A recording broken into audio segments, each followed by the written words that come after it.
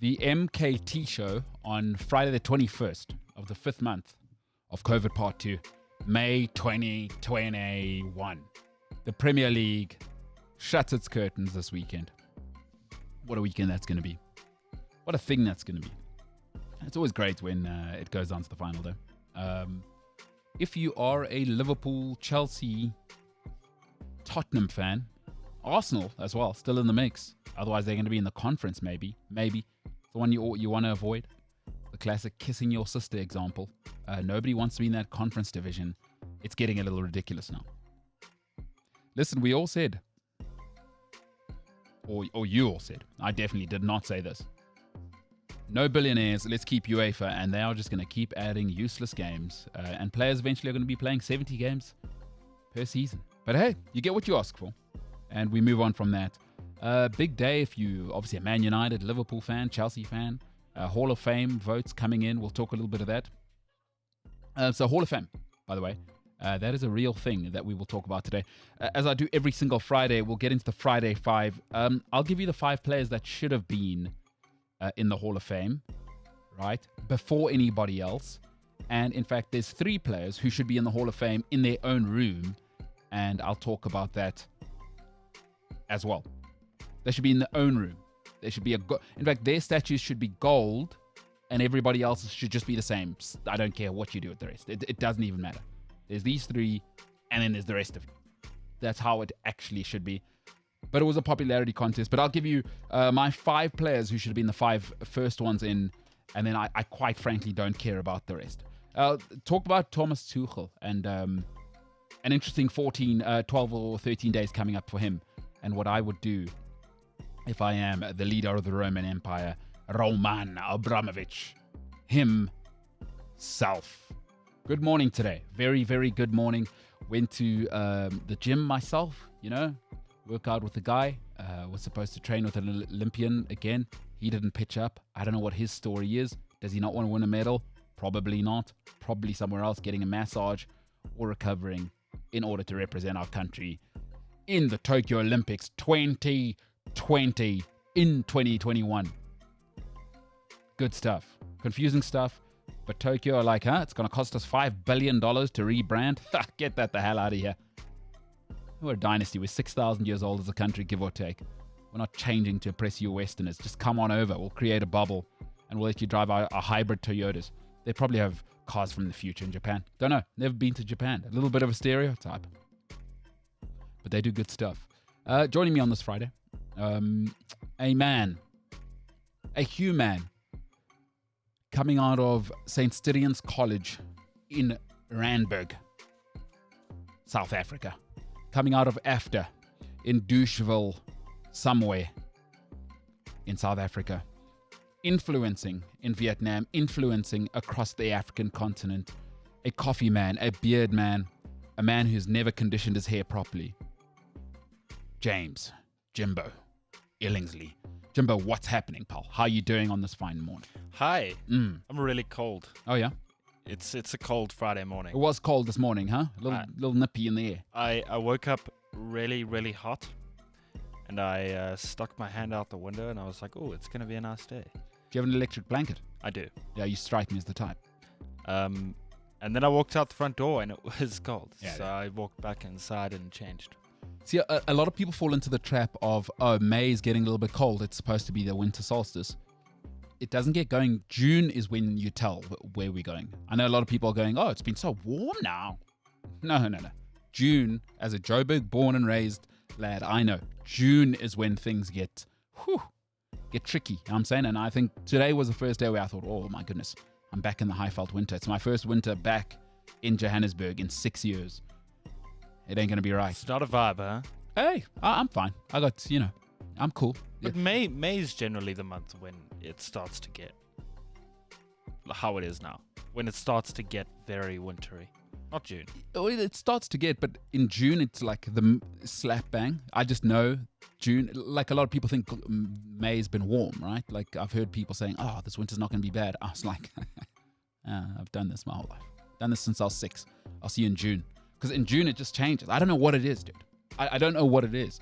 But yeah, maybe you're right. Maybe this is what it's going to be. But I seem to remember my school month in June. I just remembered, oh my goodness, unbearable. And also working in Lesotho a couple of seasons was that we ignored May, and then June, July. Whew. Boy, oh boy. Not a vibe. So I don't consider May winter. I know today was the beginning of winter. Today was especially cold. But listen, we have a saying, I worked in the ski industry for a long time, a couple of years. And I love that world. You're never cold. You're wearing rubbish clothes. Get some better thermal underwear. You got thermals, James? And I don't mean the white rubbish. You know what I mean? The white ones where you get it from just your regular like store. And then you're like sweating in it, or you're freezing cold. Those are the only options. No. Go out and spend $400 on pants, $400 on a top. Where you want to be is actually the merino wool. That's where you really want to be. And then you're spending 1,500 rand just for the pants, just for the top. But it's a lifetime investment and never cold again. My hoodies are great. So you said you were cold this morning. Yeah, but that's because I was wearing a t-shirt. So what are you wearing now? Because this is a very boring conversation. Weather tends to be very boring for people, but I get passionate about it because I worked in the ski industry for a long time, and I do know that there's a few little secrets. But tell me what you're wearing now, like 6 layers? No, actually, just this one hoodie. There's nothing underneath this hoodie. Not even a shirt. Really? Yeah. Wow. No, top to skin. What a savage. Yeah. You're going to sweat on your hoodie and probably wear it again the whole weekend. James, get a shirt on. I don't need a shirt. Why do I need a shirt? All right. No, fair enough. A hoodie does the business. I'm fine. So you're not cold at the moment? Not at the moment, no. But you were cold this morning? Today is cold outside, but the hoodie, it's doing its business. If you are in Johannesburg, shout out to you. It's going to be real.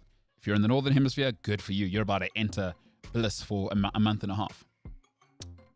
Where the sun comes out. Yeah. The sun's still going to come out here, but it's just not going to do anything. Yeah, it is. Listen, it's going to be brutal. This morning was different. It slapped different. Even I struggled. I thought, oh. Yeah, walking out the front door this morning, when I felt that cold wind hit my face, I was like, yeah, here it is. Listen, I kind of like it. I am off to African ski resort in 3 weeks. Got my snowboard sharpened. I saw it this morning. I thought, phew, you look good, baby. Cannot wait to shred it up. You know what I'm saying? When is this happening? 3 weeks, 3 weekends time. So not this weekend, not the next weekend, the weekend after that. Myself, I got a mate from Liechtenstein coming. I wouldn't have gone, but I got a few boys coming from up north, and they've never skied in Africa. So I thought, hey, let me whip out the snowboard. I got the boys here. I got to host them. I got to show them a real time. You know what I'm saying? I didn't know snowboarding was a thing in South Africa. Oh yeah. I worked at Tiffendale, worked at Afri-Ski. Real thing. Afri-Ski is good at holidays and South African can take. Listen, let me tell you right now. I can only speak again to the male side of life. Ladies, this is not because I want to leave you out. I just don't know what women do that are 35 and single to socialize. But if you're between the ages of 28 and 35, I'd imagine you're starting to get into middle management. You got a little disposable income. The greatest holiday you can take as a single 28-year-old male to 35-year-old male is Afri-Ski, and nothing comes close. I'm not advertising for them. They do not sponsor the show. I'm just telling you, I know how a 28-year-old with a little bit of money thinks. Go to Afri-Ski. Take a day off. Go for the weekend package. They go from Thursday to Sunday packages. Thank me later. It is the greatest holiday you can take in South Africa. It is an unbelievable time. Owned by an Austrian guy. It is run like an Austrian resort. You're going to get an alpine experience, not just another bum beach holiday experience where the hotels are rubbish and they don't actually care about you, and the hotel food's rubbish, right? No. Not at Afri-Ski. Hotel food is rubbish. It's buffet. It's oily. The bacon's sitting for like 15 minutes before you come in. It's terrible food. None of it's ever fresh. The fruit's rubbish. It's really low quality fruit juice that they serve you, which actually is concentrated juice that they mix. So hotel food is absolute trash if you care about diet. But whatever, some people like it. You like it, Jimbo? I think it's okay. Oh, you love it. Buffet guy. What do you go for at a hotel? A little bit of breakfast. What are you going for? Walk me through. Ladies and gentlemen, we're in James's mind now. I just got up. My mom's still sleeping. Mom and dad are still sleeping. My brother, he's got a wife, fiance. fiance. The younger one's probably, I don't know, playing. He's probably stayed up all night playing video games. Is the younger one your younger brother? That does sound like him, Yeah, so he stayed up. You'll see him at like 2 o'clock when you guys gather for the family lunch. You know how holidays work. James, he's out. He's fresh because his girlfriend's a real lady. She probably wants to get the brunch, huh? Yeah. She's on holiday with the family. Now, the lady's gone. She's sitting at the table. Whatever. She's on a phone call with her mom. All right, James Jimbo Ellingsley, the moment is up. You get the warm plate, huh? Obviously, you're not a savage. You don't take the cold plate. You get the warm plate. Because I presume you're doing warm breakfast. Well, I mean, the temperature of a plate doesn't really bother me. It's not a big deal. If I don't get a warm plate for my breakfast, okay. Okay, but walk us through the experience now. The people are listening. People are watching. They want to know, what is James Ellingsley's mind? Ladies and gentlemen, you're about to enter the mind of James Ellingsley. He's at a hotel. Umhlanga Rocks, I presume. Where would you go, James? Where would your family take? Set the scene for us. Yeah. It's a very interesting question. Umhlanga Rocks. Let's go Umhlanga. Okay, Umhlanga. Oh, humid, nice. That's going to be good for your hair, by the way. Humidity, good for hair. Doesn't get frizzy. Hey, James, you don't really need to condition it more. A little moisture. James, morning flow. He's showered. He's looking good. Looking forward to the beach. We're getting food, though. James Jimbo Ellingsley doesn't care, but warm plate. Now you got the warm plate in your hands. Take us through your order, James. What are you picking? Well, I'm going to make myself hungry. I don't like that. I love hotel yogurt, so I always have like the strawberry yogurt that they have because it's always so good. So I have like 1 or 2 bowls of said yogurt. Up front? Well, with fruit and stuff. No, but up front, before your hot breakfast. Yeah. Oh, okay. All right. Yeah. And then I dive in. Okay.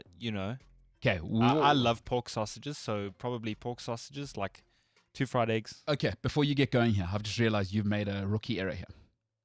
Here's the problem about eating at a hotel buffet. The toaster, they do it wrong. Oh, I avoid the toaster at hotels. It's complicated for me, and I'm not about that life. But here's where they've got it wrong. Why is the toaster at the end? Because really, do you know what I'm saying? Is whenever you're at a hotel, I don't know if you've ever noticed how often this happens to you. Your eggs are on the plate already. Remember, you actually go through, and then the toaster's always like at the end or like in an awkward place. Put the toaster at the beginning. I do my toast. Do you know what I'm saying? Because I want my eggs on my toast, surely. Or not? Do I sound crazy? Not all people want eggs on their toast. So what do? Put the bread aside. Yeah. And then what? You eat your eggs on your plate, and then you put them onto your toast. Well, not all people enjoy the taste of eggs and like toast together. No, I mean I don't eat bread, but I just remember back in the day when I was a savage and I did eat bread. That was a big problem for me. Like, hey, put the toaster here. I'm the person that doesn't like mix foods on his plate. So I don't take like a little bit of the mushroom and then a little bit of the. I don't put that all on one fork and then eat it. Take us on the journey, James. All right, we're doing it. Hot plate in your hands. We're walking now. Pork sausages. That's the first one you see, huh? Pork sausages, vibes. Roasted potatoes. Not a fan of potatoes. A couple of mushrooms. Well, they do like the mushrooms with the onions in it. Oh yeah. Caramelized onions. Yeah. 2 eggs, bacon definitely. Same plate. I thought you said you don't mix. No, I don't do different plates. So it's a thing, right? When people eat their food, they take like a little bit of their egg, and then they take some mushrooms, and then they take like a piece of their toast, and then a piece of their bacon, and then it's all on one fork, and then they eat it. Yes. So it's all different parts of the food combined into one like bite. Yeah. Right. I don't do that. So it's still all on one plate, but I just eat like one item at a time. So you finish the eggs and then you go to the. Yeah. Do you do the roasted tomatoes or do you want raw tomatoes? Because they give you both options often at a buffet. Not a major fan of tomatoes. So. Okay, so no tomatoes. No tomatoes. All right. So where are we? Pork sausages. Can't just be pork sausages, mushrooms with caramelized onion and eggs. Bacon for sure. Bacon as well. Okay. Yeah. Lots. And then crispy or the stringy, like sort of floppy one. So my parents make the bacon where it's incredibly crispy. Okay. And I'm not a huge fan of it, so I like the bacon that's stringy-ish, soft. All right. Yeah. So we're getting that. Bacon. Then like a side plate of maybe like a croissant or like something from the pastry section. Chocolate chip or plain? Probably just plain. Plain. Or the cheese one, because sometimes they give Oh, you the the cheese cheese option. one's good, yeah. Oh, so you get cheese. If there's cheese. If there's cheese, you're going cheese. absolutely. Yeah. Wow. Then table. Then I try and signal someone down because they walk around with the coffee thingies. Yeah. And try and signal them down, get coffee, and then I live my best life. So now, are you doing because you said you don't like to mix, but now you're in a conundrum. I'm sure you've had this conundrum. Now you've got the croissant. Oh, imagine making like a croissant sandwich now. Bacon, cheese, tomato on there. Or you don't do tomato, but so you don't do that. Nah. So you just eat the butter on the croissant? Yeah. Oh, okay. Butter on a croissant is dope, dude. Do you warm the croissant? Cold croissant? It doesn't bother me much. If there's... I try to stay away from the toaster thingy at hotels because it confuses me. It does. It confuses me. Because it's like that thing and then it's got like a little conveyor belt that takes it in and then it comes out on the other side. And then I watch people burn their hands or it comes out, their toast comes out on the other side incredibly burnt and I'm like, I'm not about that life. I'm okay with eating a croissant that's kind of like room temperature. Yeah. I'm not super fussy, so... Okay, so it confuses you. Well, That's interesting. It doesn't confuse me. I'm just... It's a bad system because Yes. what James's Stupid. dilemma is here is that they've got a terrible system. Number one, it's never in the right place, right? If you're going to have bread, trust me, you want it underneath. First of all, you shouldn't be eating bread, but okay, we're here now.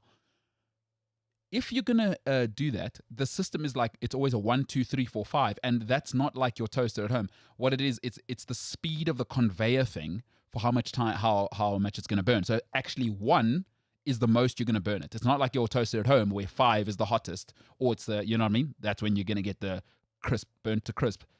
Actually, what you wanted is on 5 because that's the speed of the conveyor. Yeah. It's not the heat of the thing. And it's so confusing if you are James and life is hard. You know what I mean? I just avoid it. Wow. I don't need... You don't need extra stuff. You just want to house that that stringy bacon. I'm also not incredibly fussy when it comes to most food. To So food. Okay. You No, know. we are two completely different people. Try to stay away from hotels now. That is what I try and do. That's what I try and do. I love the whole experience of hotels. Oh, you like that, huh? Yeah. What, checking in? Hey, Mr. Ilsley, are you happy with your bed? I just like the everything's... I don't know what the word is, but it's just... Room service? You're a room service guy? Have you been on holiday to a hotel where your parents aren't paying? Because you're still quite young in your Yes. career. Oh, yeah. Yes, I have. And yeah. had to pay for yourself. Yeah. Oh, it's a different holiday, huh? I bet you appreciate things a little more. It was actually okay because I knew my parents weren't paying, and I knew that if I was like, "Hey, Mom, I need more money," she would send it to me, but she'd be angry, and I didn't want to be in that situation. So I knew that I had to be wise with my money for that. I think it was like a 2-week period. Yeah. Jeez. Yeah, So we 2 were- weeks in a hotel. Yeah, we were in Durban. I was with. I was yeah. right. We were at what's that hotel by Gateway? Yeah, I know the one you're talking about. Anyway, Yeah, that's where we were. very nice. Southern Sun. Southern Sun. Yeah, very nice. Yeah. That's a very, very nice. With your lady, James. No, it was matric vac. Oh, no, it's not really a holiday, and your parents still paid for that, James. Nope. Did they give you some allowance? Surely. Did you have a job in high school? No. Oh, okay, but you had your pocket money and whatever, blah, blah, whatever money you'd been given as a child saved up, and you had a budget. Let's say yes. Yeah. All right, no, good for you, James. Nice to know your experience. We are two completely different people, man. Hotels are vibes. No, dude. we are completely different people. All right. Good to know. That's how James's mind works, ladies and gentlemen. I'm sorry if that was the most boring segment ever. Nobody ever wanted to know what I have for breakfast at a hotel. Oh, it's nice to know how you think, you know. I have my feelings about how you think, but you're a different dude. You're a completely different person to me. I am a little bit, huh? You're very different. Everything you just said now is very different. In fact, I take my own food to a hotel. That's how much I hate it now. Yeah, I hate the food. Like I went to a boarding school with better food than any place I've ever been to. So it's very, very hard for me to adjust to places where the food's rubbish. You know what I'm saying? My boarding school has the best. It had the best food. Definitely of any school in South Africa. And it's like we had 5-star chefs, the best, the worst. But what do you have to compare that to? Well, I don't even think about other places. Exactly. Yeah. So Saints has a dining hall. And it's rubbish, by the way. Saints' food is some of the worst food on tour. It's legendary. Go and ask anybody who's a sportsman. It is a terrible dining hall. Back in between 2002 and 2004, it was doghouse. It was doghouse. Tell you the places to eat: Hilton College, Kearsney, Maritzburg College. Great dining hall, great pie, famous pie actually. If you're in the sporting circles and you've been to Maritzburg College, famous pie. The pie there, lunch cricket. Oh, I mean, obviously nothing compared to what we had at school, but still incredible. Joburg schools. Who's cooking up here? Did you guys let the dogs come in and cook? You kick the chef out. Is that what happens? Doghouse. Saints' boarding house. I'm sorry that you have to go there if you're It's there. actually really not that bad. Doghouse. When did you say between what years? 2002, 2004. How long ago was 2004, bruh? Well, I'm just telling you my experience. What must I do? Make it up now? I'm just telling you it was doghouse when I was there. Exactly. It was doghouse when you were there. Yeah, so is it better now? Yeah, it's good. Were you in boarding school? No. But you can be a day boy and have hot lunch. See, we didn't have day scholars in my school, just boarding school, tough guys. You know what I'm saying? Boarding only. I don't think I would have survived boarding. You wouldn't, huh? Probably not. Hey, James, that's because you don't like to eat your food all at the same time. And also, you know. That's definitely the one reason why I wouldn't have survived boarding. Do you do seconds at a hotel? Because that's tough. You know what happens? People make this mistake is, oh my goodness, I'm hungry now. I just want to eat everything. And then you forget that, they'll bring out some fresh bacon just now. Like you fall into a trap. Sometimes I'll switch it up and do like the yogurt later. Yeah. You're a different guy. It's a buffet, bro. If I'm hungry, I'm going back. Doing it. All right. See you back at the table, bro. James Ilsley. Good stuff. What you doing this weekend, James? Quite a lot of work. I've got a lot to do. You're grinding, huh? Yeah. Working Working hard. my life away. Working hard. The single man. The struggles of a single man in the northern suburbs of Johannesburg. The slums of Fourways. That's tough, huh? Oh, not the slums. That's hard. It's hard. You're in the slums of Fourways. It's difficult. Probably what? Do you have a garage near you or a convenience store? You just walk across, get a chocolate or something when times are tough? No, the closest one is a couple of kilometers, huh? Okay, Yeah. so that's a couple of... Oh, that's really far from where you live. I don't live in the slums, though. It's a matter of perspective. Like I said the other day, they wouldn't put a Porsche dealership if it was the slums. Oh, I'm just very saying. nice. I'm just Hoity-toity, saying. James. Oh, ladies and gentlemen, James lives in the same place. In fact, I believe it's the biggest Porsche dealership in the world. Is it really? Yeah. The one where yep, it's the biggest. Really? And there's a very funny story our colleague Spike Valentine told me as to why it's actually the biggest one. It's actually a very, very funny story as to why he bought that one and made it the biggest in the world. But I won't share that. It's a story for another time. As to why he bought it. Yeah, there's a guy who owns the rights to Porsche SA. There's a whole story. Anyway, James lives very nice. You know, so you get out of your bed and Porsche is just across the way, huh? Well, I'm not going to say exactly where the Porsche is in relation to where my house is. Oh, hoity-toity. Very nice. But it's in the same No, it's area. It's close. I think I know where you live. So, hoity-toity. And James, by the way, lives plush because just across the way, one of the most prestigious prep schools in the country as well. Beautiful, beautiful school there. Oh, hoity-toity. James, living well, huh, James? When I said this to you the other day, this was not the same reaction you Living had. well, James. No, Living the well. reaction you had was, those places were there before it became a slum and blah, blah, blah. And now you're turning this completely and making me look like some pretentious dude who drinks single origin coffee in Morningside. Oh, yeah. I mean, listen, I'm not going to pretend. I live well. Oh, no. Please make no mistake. I make no apologies for living well. I mean, I live like a pauper because I'm in media. I don't make enough money to live where I live. But, the peace, the serenity. You live like a pauper. I do. When you come in every morning with your Woolworths stuff.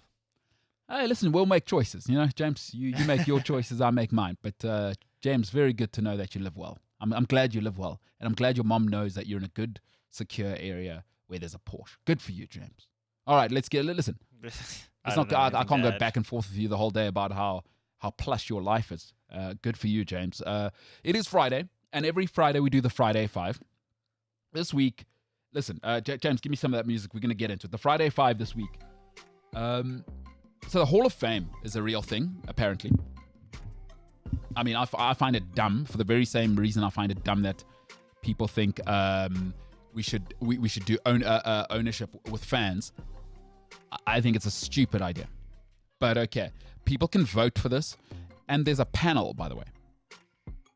there's a panel that gets to vote for whatever reason, and then the fans get to vote for Hall of Fame.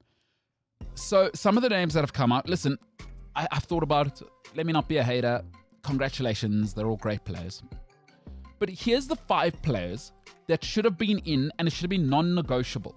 Because if you're in the Hall of Fame shouldn't just be the Hall of Longevity or the Hall of We Like You. And the reason you shouldn't open it up to the masses is popularity is not a symbol of ability. We've seen that. Now, politics is an example. It's why Socrates 3,000 years ago was saying democracy is a terrible idea and not every vote should count the same. But let's not go down that road. Here are the 5 players that should have been in. Friday 5, the 5 players who should have been in the Hall of Fame, and it shouldn't have been a conversation, and then you put everybody else in. At number 5, listen, 5 titles, 2-time Premier League Player of the Year. Premier League, that's important. Ruben Diaz won the Football Writers, which is not the real award. 2-time Premier League Player of the Year. He was a centre-back. He's the greatest centre-back the Premier League's ever seen, and it's not close. At number 5, the Serbian destroyer, soldier looking like Nemanja Vidic. Right? It's not close. He was so good. Between 2007 2009, they went on the three-peat thing, I think, in that sort of role. He was the best player in the Premier League. Not best centre-back. He was the best player for 2 seasons in the Premier League. And he's not in. Hilarious. At number 4, listen, statistically, this guy is the biggest monster in the league. Like, this shouldn't have happened. It is impossible what this guy did. He's the greatest statistical player in the history of the Premier League, and it's not close. It shouldn't happen because he also wasn't operating like David Silva, right? He wasn't operating like Bernardo Silva does now. He's not operating like Bruno. He's literally going from box to box, and currently with Aguero having passed him, he's gone to 5th in goals, and he's still 4th in assists all time. It's impossible. It's impossible. Listen, it is impossible. Not even Paul Scholes, who played forever, can't even match this. Giggs played forever, can't match this guy. 5th in goals, 4th in assists. Just let that process. He's doing both, and he's the 5th best at goals and 4th best at assists. It's insanity. Goals were not his job. 3-time Premier League winner. A Chelsea legend, Frank Lampard. 5th in goals, 4th in assists all time. Premier League all time. He's in the top 5 for both. It's ridiculous. Strikers, there's a lot of people that are strikers in the Premier League that people call legendary and played 10 seasons and aren't in the top 5 for goals. Statistically, there is nobody like Frank Lampard, and we may never see it again.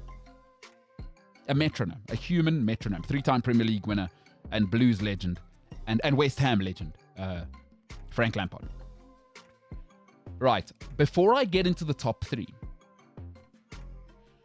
these 3 should be in their own room. Now, it's not going to be a physical thing, but on the digital space, there should be a golden Hall of Fame, right? There should be like they do with the Invincibles, where they make the badge gold. For these 3, they should be in their own room. They are separate from everybody else. Nobody is close to them, and nobody should be discussed as though they are comparable players or figures in Premier League history to these 3. Right? I hope I am clear on that. These 3 are different. They have gone to a different echelon. They have transcended the bounds of football. They've transcended opinion. They've transcended Twitter. There is no argument for these 3 being the greatest footballing icons, both whether it's a popularity contest or whether it's about footballers. These 3 should be in gold. There should be a gold room. These 3 get their own space. I need to be clear on that. At number 3, he's the greatest winger in Premier League history. Here's how good this guy was. He switched position to defensive mid, and he got the one you really want. Now, the Player of the Season's a great award. All right, the Football Writers, that's nice. That's all hoity-toity. You get the media. But when the players vote you, when your player's player, trust me, as a baller, you want the players recognizing you, because players don't care about journalists and yobbos like me on Twitter, talking heads. They don't care. They know players know. This guy switched positions from being a flying winger to defensive mid, and he got the Players' Player of the Season. Folks, it doesn't happen. Nobody's ever done that before. 13 Premier League titles, and he was crucial in every single one of those. The most by a country mile. The only man with double figures in terms of Premier League titles. 13 Premier League titles. 29 years this thing's been going. He's won it for a third of his existence. Just, what? It's really like nearly half. Sorry. He's won it for nearly half of its existence. At number 3, the one, the only, the Welsh wizard, Ryan Giggs. He's gold, right? That's gold. He's separate from everybody else. There's nothing you can do about it. 13 Premier League titles. And he's the greatest winger the Premier League's ever seen by a mile. It's not close. He could do everything. He could cross. He could deliver from the byline. He could score incredible goals. He was Bale before Bale. Because he could do everything. And the athleticism was freakish. He could go box to box. He could carry the ball. He could play up front. I know they marvel at Bale, but we already had Giggs. If you don't believe me and you're young and you're going, I'm just an old head, go and look up his goal, by the way, in the treble season. It is famous. Go and look it up. It is against Arsenal. He goes box to box with the ball. They've got 10 men in that game. It is the most unbelievable thing you'll ever see. Ryan Giggs at number 3. All time. Now, he didn't get in for certain reasons. At number 2, it's difficult for people to sometimes understand value because we live in a world where popular makes you seem valuable. In reality, he's the greatest player the Premier League's ever had. If there wasn't just this other guy who's just a freak in terms of ability. Because ability is only half of the package. For me, the most valuable and greatest player in English Premier League history. If I had to pick an all-time team, I pick him first. He is the greatest player the Premier League's ever had. Not the best. Don't confuse that. Great and best. Best is ability. Greatest is the whole package. He's quite, and it's not close. It's not close. Leadership, ability, everything. You mix him. He is quite simply a transcendent figure. The most valuable and greatest player in EPL history.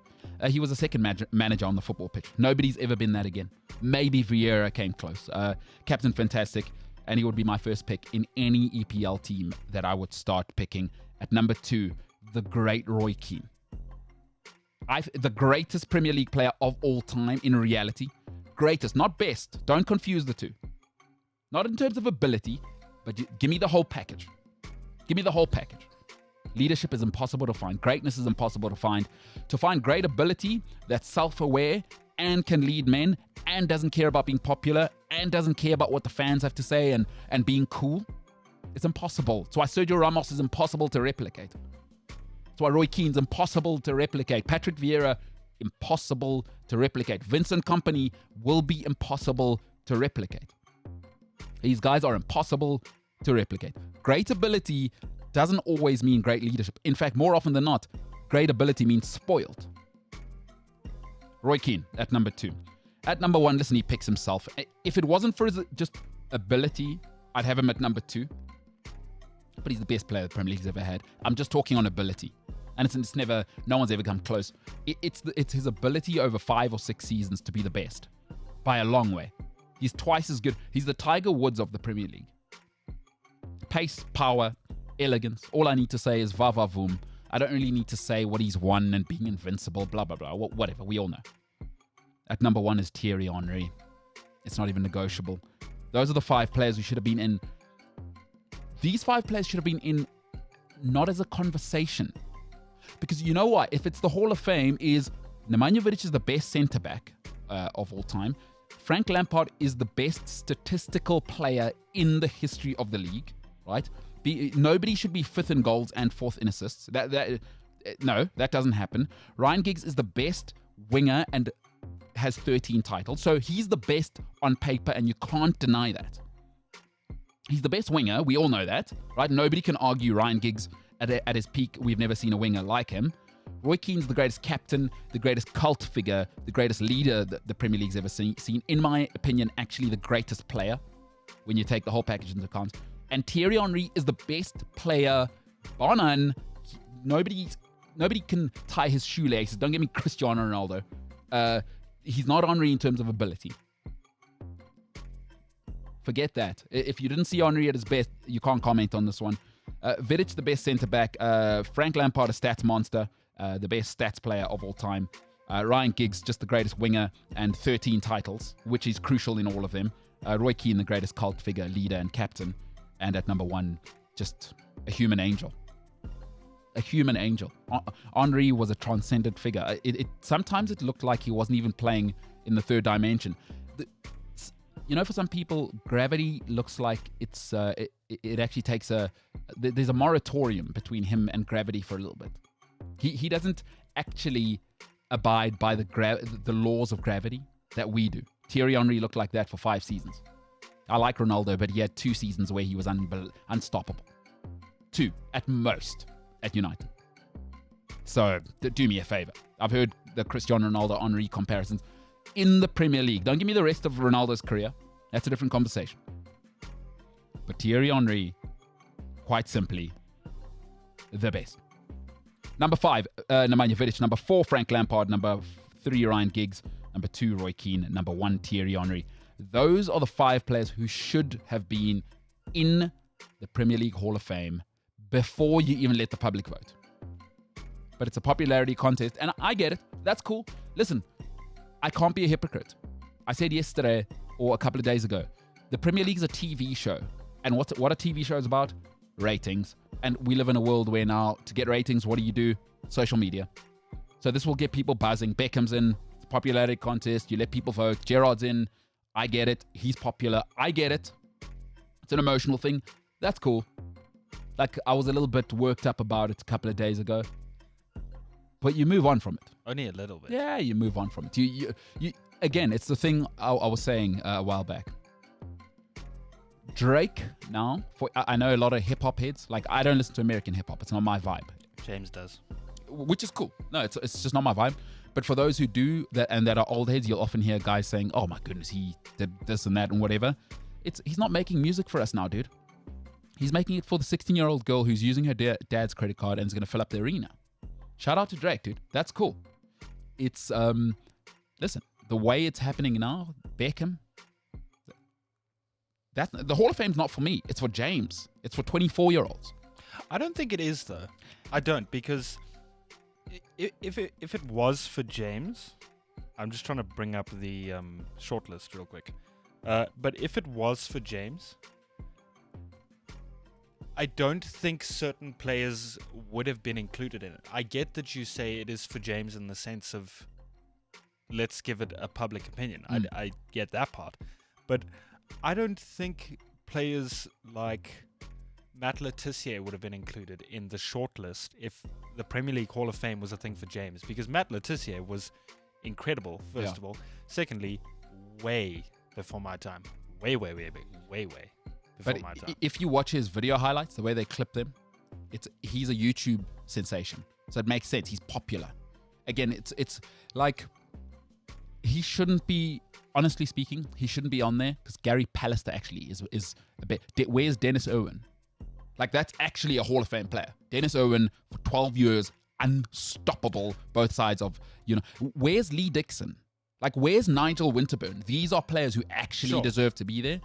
Again, it's what I mean by that is, on social media, Letitia sells a little better than Steve Bold, who should actually be ahead of Matt Letitia. Like, take the body of work. You're not going to tell me Matt Letitia had a better career than Steve Bold. No, he didn't. Like, no, he didn't. I was thinking about it last night, and these are huge names that are being inducted. I mean, even if you aren't into football, you've at least heard of one or two of these people. Sure. I mean, David Beckham, obviously. No, he had to be in. It's the right marketing move. But that's the thing. I think that's what it's come down to, because people are allowed to vote for it now. So now it's come down to, Steven Gerrard played for Liverpool. I'm definitely voting for it. I voted on this thing. I didn't even vote for Mark Lowen.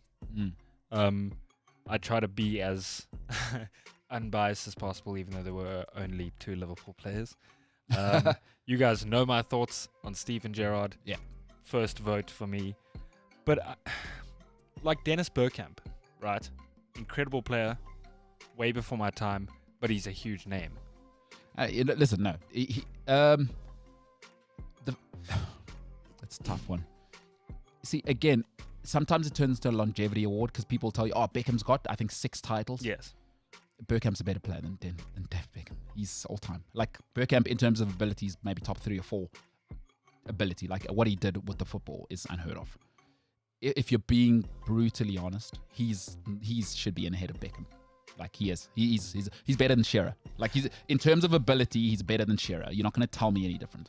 There has to be some kind of criteria that these players have to sort of... Well, there is. I looked it up. It's like you have to play, I think, 200 Premier League games. If you're a player, you have to score 100 goals. You have to be retired by August 1st, 2020. Yeah, there's all sorts of things. And then I looked at...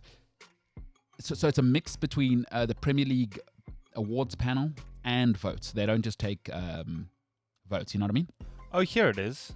It's under the FAQs. So it's not just down to... Johnny over there is a huge fan of every Man United player that's ever played, so he's using all 6 votes on it. Having said that, once you look at the Premier League panel, it makes sense why some of the people are in. Like Gary Neville's on there. Oh, please. Jamie Carragher's on there. Ian Wright's on there.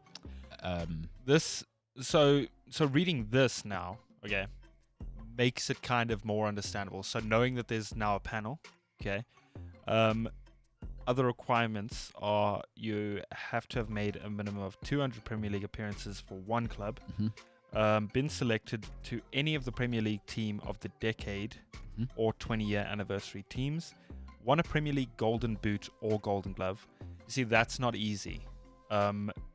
Been voted as Premier League Player of the Season, also not easy. Won 3 Premier League titles. Why is Steven Gerrard here? Scored 100 Premier League goals or recorded 100 Premier League clean sheets. Goalkeepers only. No, you don't have to be all of these things. You must be one of them, I think is what it is. You can't. I don't think you have to be all of these things. Oh, it says players must have made a minimum of 250 Premier League appearances unless they have achieved any of the following milestones. Yeah. Okay. Yeah. I was about to say, because Steven Gerrard's is way out of... Yeah, no, he's got 0. Exactly 0 titles. No, he's got 1 Scottish title. Give him that. Yeah, no, he does. I like Stevie G. I don't want to beat up on him. Okay, so you say there's a panel. Who's on this panel? I was looking at the... Listen, I don't know if they're the panel for this, but if you go and Google Premier League Awards panel, it's a mix of journalists. It's a mix of former footballers. And listen, it gets all chummy. Like it is. Very much now, well, you know what? Whatever, dude. Let's be honest. Life isn't fair. It's who you know, not what you know. And I know people like to think, if you just work hard, you'll get there. No, you got to get a social network as well. And it is who you know. Sorry to interrupt you. So I see here the first link when you Google that takes you to the Premier League website. Okay. These guys vote on the goal of the season, player of the season, manager of the season, and young player of the season. See, I kind of looked into it and it said the Premier League Awards panel is involved somewhere. I can't remember where I saw the article. So yeah, read us some of the names that are on there. Maybe it'll give people a bit of context. So Paddy Barkley, all-time journalist, by the way, very good. If you haven't read Paddy Barkley's books on the history of football and English football, he's a proper journo, not just a blogger. There's Jamie Carragher, Kenny Dalglish, Rio Ferdinand, Chris Foy, Shay Given, Ryan Giggs, Kelly Cates, Carrie Brown, Glenn Hoddle, Jermaine Genus, Graham Lasso, Hayley McQueen, Kevin Miles, Gary Neville, no surprise there, Jason Roberts, Mark Schwarzer, the goalkeeper. Yeah, Aussie keeper. Smart guy, by the way. Smart, articulate, very smart guy. Great presenter. Okay. Alex Scott, Alan Shearer, Neil Swarbrick, Andy Townsend, Ian Wright.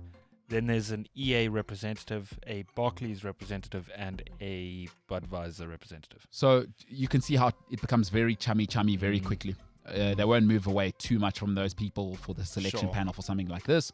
So when I read that, it kind of started to make sense, and that's why I knew, okay, this. It's not even a thing I should take seriously anymore. It's not like the NFL, because if you want to do it properly, you should have voters, and they should be independent. They shouldn't be associated. They should be accredited journalists. You should have like 5 or 6 voters, and we should know who they are, and they should explain their process of how you got down to it. But now it's like it's a mix of people that are mates with Steven Gerrard and people who've managed Steven Gerrard, and all of us who have watched Steven Gerrard a million times. Where, you know, people always like to think they're making a conscious decision, but we're programmed. It's like, how many times have you heard Gerrard?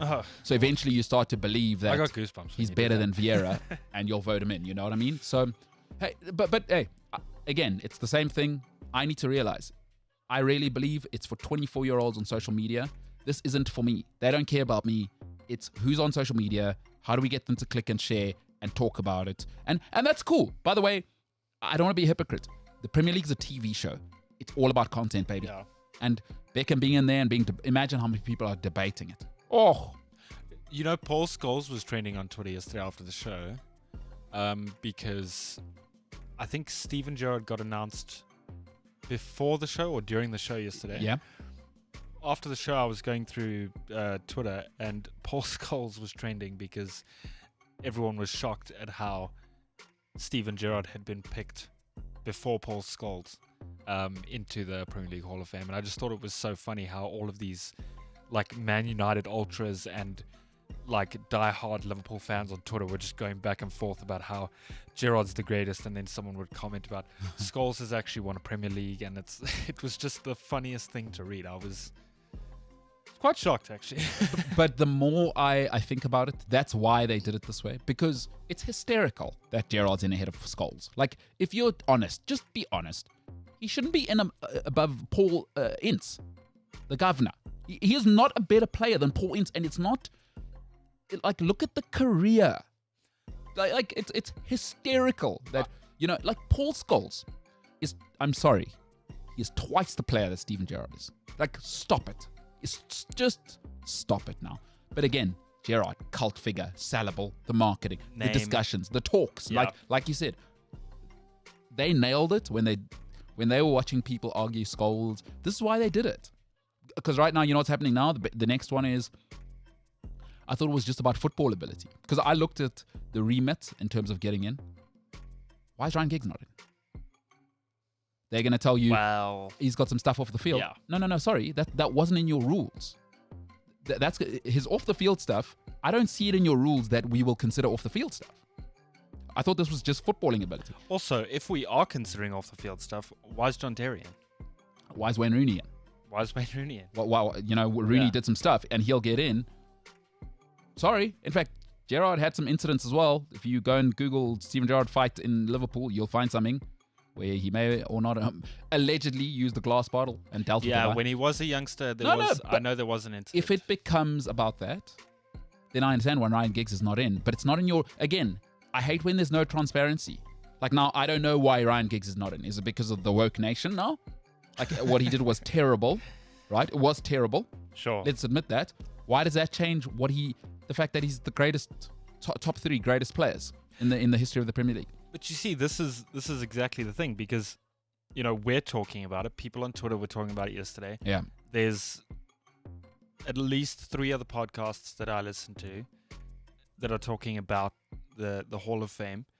You know, it's starting, like you say, starting that discussion, and B, okay, guys, if everyone's upset that this is the way we're doing things, if nobody likes that everyone gets a say and we're making this kind of democratic, how do you want to do it? So then it becomes a thing of what is an actual fair way of doing it.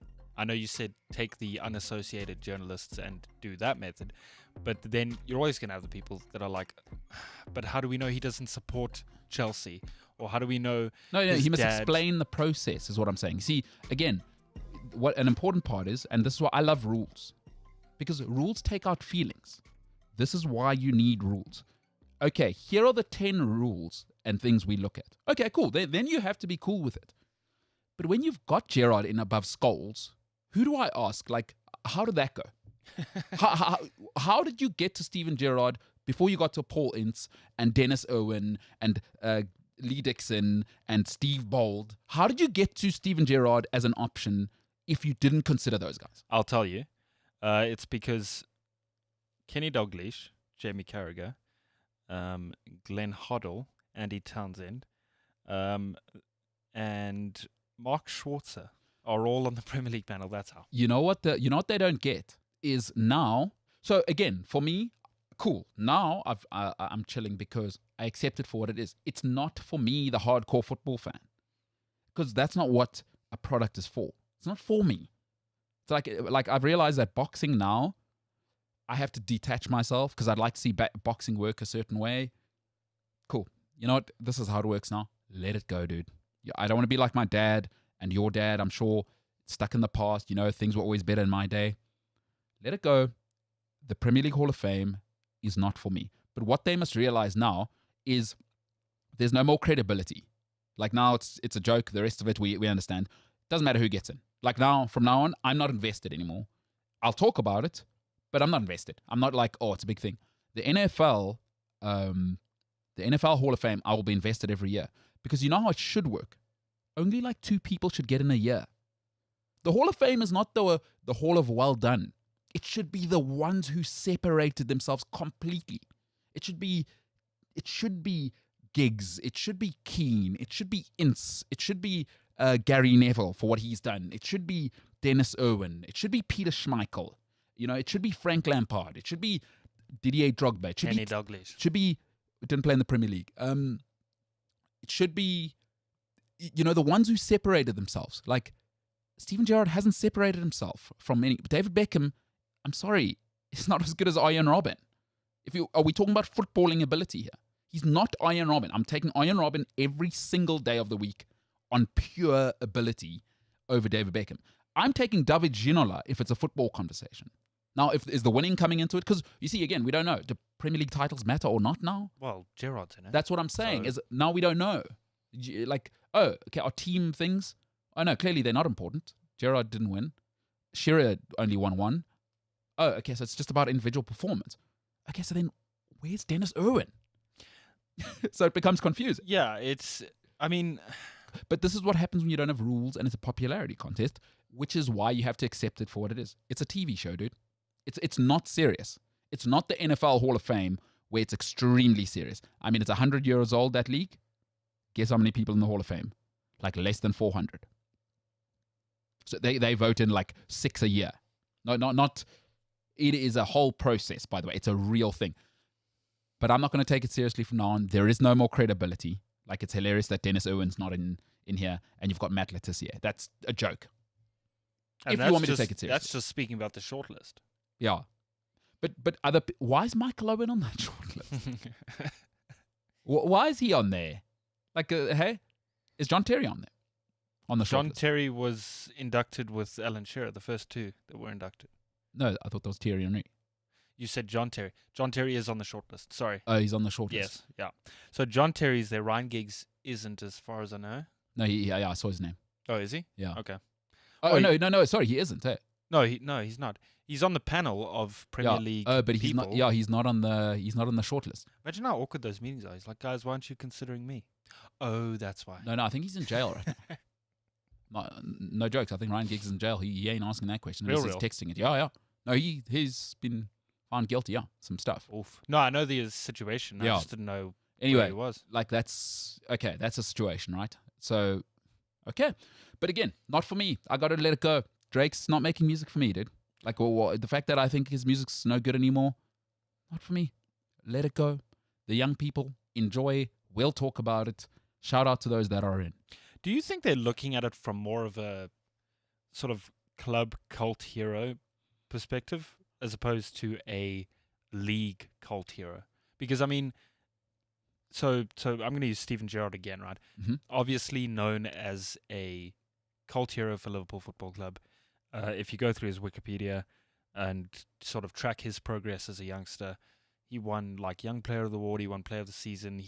All of his individual awards were actually like they added up. Yeah. He had a couple of awards under his name, but I don't think he was a league hero on the same sort of level as a Roy Keane, because there was no league title involved, or there was no sort of league impact, if that makes sense. No, I just think it's a popularity thing. Again, I don't think it's anything but marketing first, and then let's get the voting in. I don't think the votes count 100%. Like, even if the panel... No, definitely not. Yeah, I think it's a marketing thing, dude. Like, sorry. If Gerard's going to be in, put Michael Essien in. Because Essien dominated Gerard every single season. Where's Essien? Where's Makelele?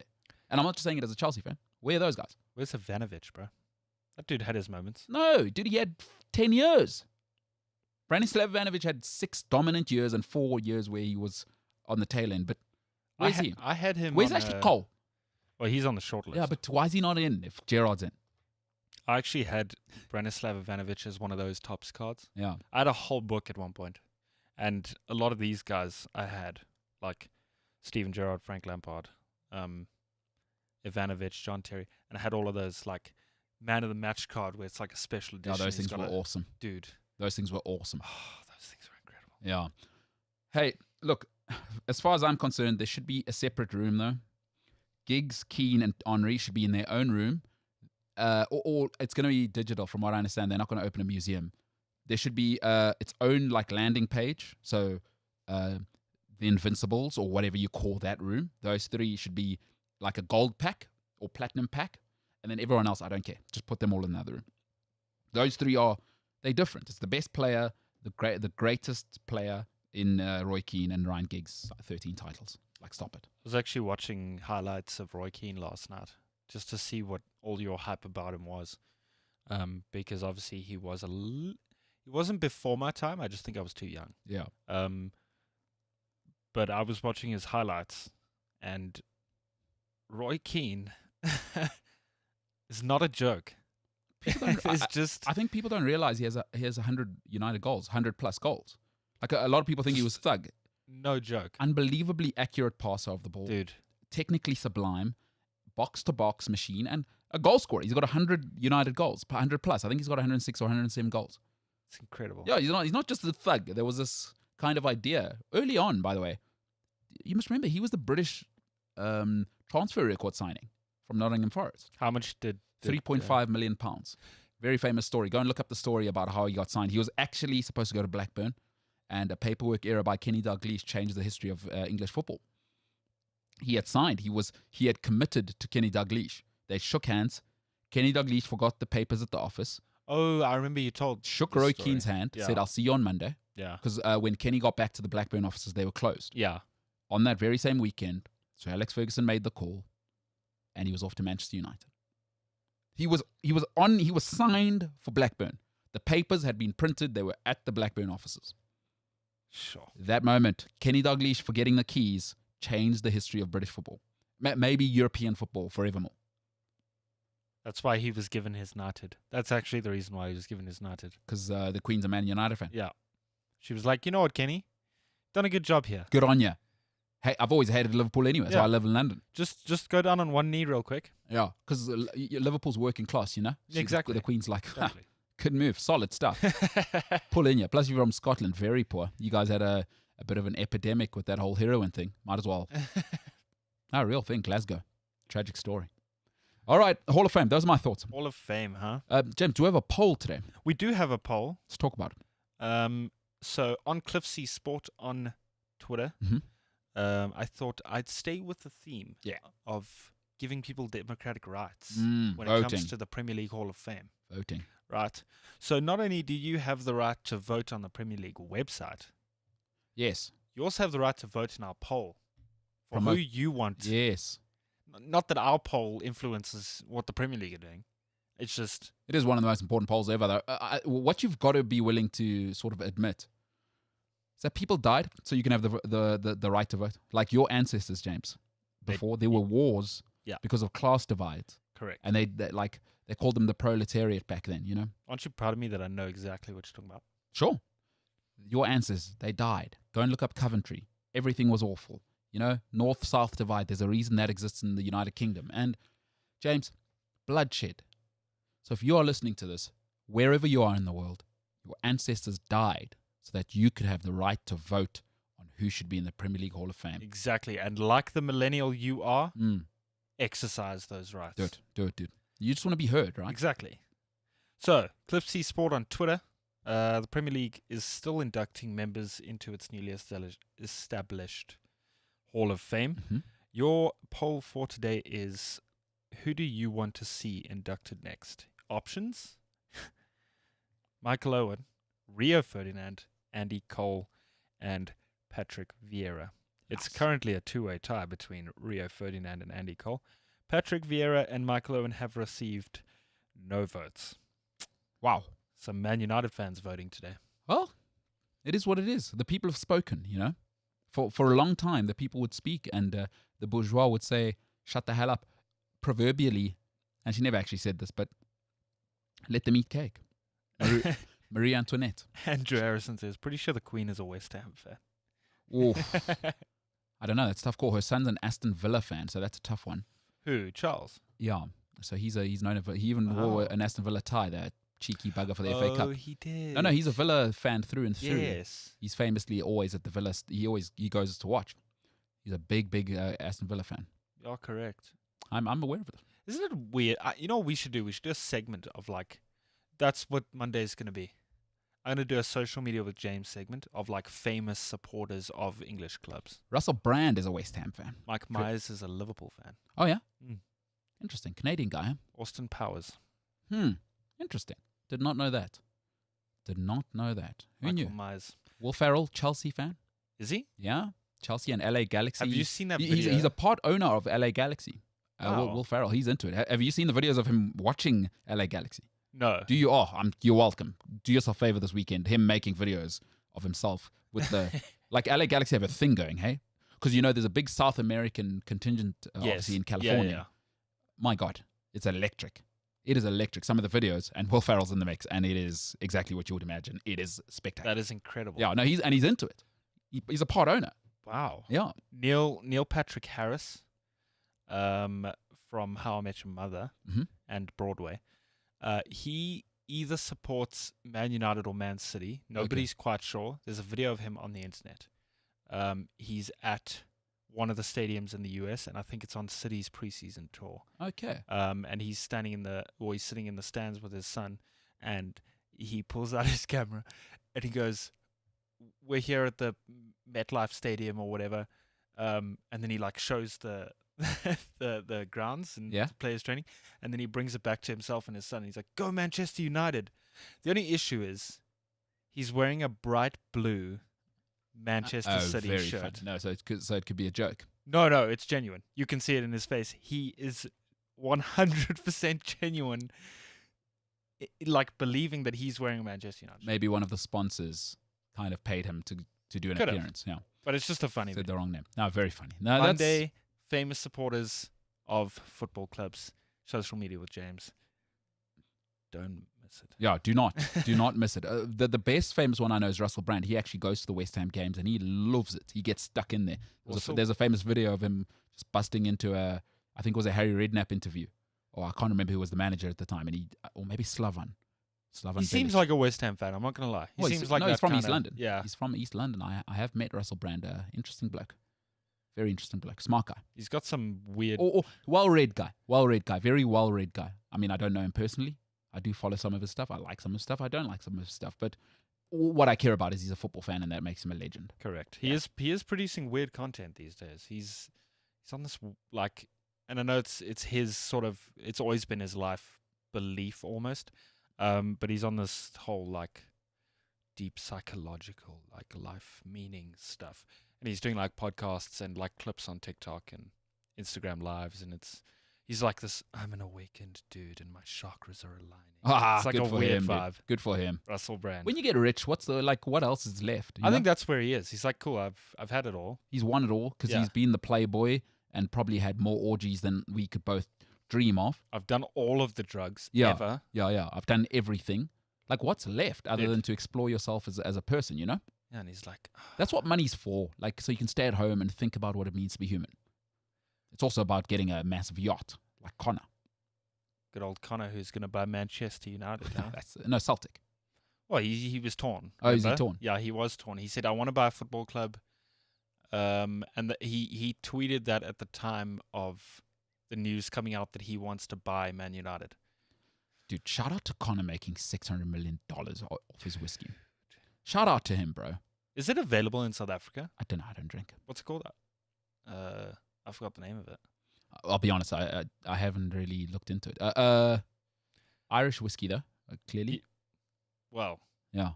It wouldn't exactly be whiskey from Scottish. Australia, you know? Could be. I mean, tequila's made in Portugal, according to you.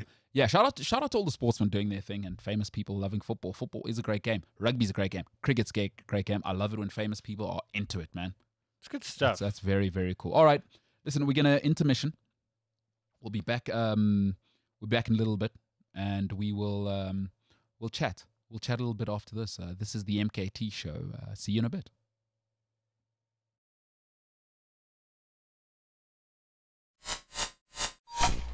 Is systemically, it's FIFA and UEFA are so sick that people at UEFA now only know that way of operating. The only way to clean out UEFA and FIFA, you'd literally have to fire everybody. Oh my God, literally. You guys. Yeah. You'd have to literally fire everyone. It's the only way to purge it. Yeah, I do think there's a huge systemic issue that's, like you say, wrong with FIFA and UEFA. I mean, you get rid of Sepp Blatter, and then you get the next person that takes his place is also corrupt, and then the next person that takes... who was there? Infantino was sitting in the rooms with Jerome Falca and Sepp Blatter. Seferin was sitting in the rooms with Platini and these people. So this is not like they got somebody from the outside who was running an investment bank in Yemen. Yeah. No. These are people that were in on the game. We're going to use the same people. Yeah. By the way, Infantino never thought of maybe telling us about the Qatar thing while you were there in the rooms, the deals being made. No. He played a political game so he could be president. This is what you're dealing with. This is what we've chosen. I don't understand people. It's like SAFA on a larger scale. Nothing's like SAFA.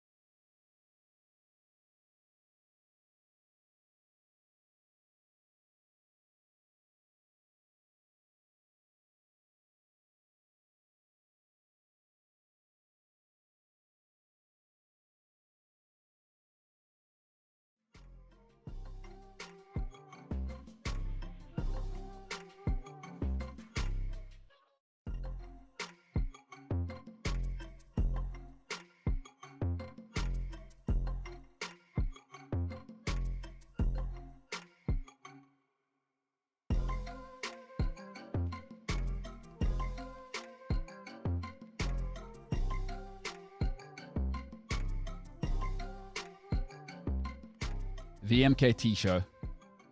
We have returned. We have. We hugged it out, huh? We braked and we returned.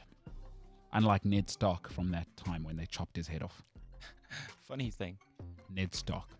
Tough stuff. I Game of Thrones. Absolute heart-wrenching show. No, not Ned Stark. Yeah, that's what you would have said. Have no idea what you're talking Gave his kids a bunch of wolves. about. Oh, They're quite important in the story. what a ledge. Quite important. One of the guys, yeah. You look like you're truly affected by this. Like you're recalling it like it was yesterday. Great show. Probably the best written show I've ever seen. Not probably. It's the best written visual commercial content I've ever consumed on the silver screen. I saw a meme that I had actually shared on this day, however many years ago Game of Thrones finished. I think it was 2 years ago. Uh-huh. I shared a meme on Facebook that I had seen. And it was after the last episode of season 7 or 8. And it said, "Sorry, your dragon show ended stupidly." Well, that's true. That is true. The ending is possibly one of the dumbest, probably as dumb as the Hall of Fame votes, if not dumber. It's at least as dumb as the current Hall of Fame inductees, but possibly dumber. I'm leaving that door open. Talk about Dumb and Dumber, huh? Also a terrible movie. Horrible. Jim Carrey actually a good actor. Incredible. He's been in some serial. That's a little strong. Incredible. Daniel Day-Lewis, actor. Incredible. Jim Carrey, serviceable. Jim Carrey doesn't get enough credit. This is one argument that I'm having with you. Are that you I saying refuse to back down on. He's the same level as Meryl Streep? Again, we'll go back to this example. That is not. He doesn't need to be terrible or incredible. He can just be good. He's a good actor. I didn't utter his words in the same sentence as Meryl Streep. But you said incredible. What movies have you seen him in? Whew, that's a good question. I have seen. He's good as the Joker. Hey, he was the Joker. What else have I seen? Truman Show. He's been in a lot of stuff. I don't know. I've seen a couple of things. I can't think of the movies now. But he's a good actor. He's a good, solid actor. He's not like Johnny Depp, you know.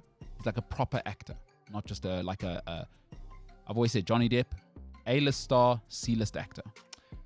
So there's a documentary on Netflix. It's called Jim and Andy. Mm-hmm. It is about Jim Carrey's sort of establishment as an actor in his first major role in a movie called Man on the Moon. Seen it?